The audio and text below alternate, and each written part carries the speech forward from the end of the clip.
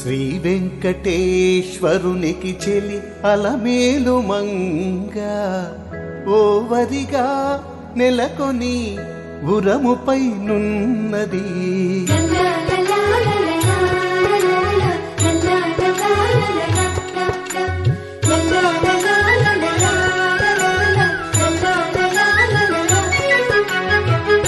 శ్రీ వెంకటేశ్వరునికి చెలి అలమేలు మంగ ఓవరిగా నెలకొని ఉరముపై నున్నది.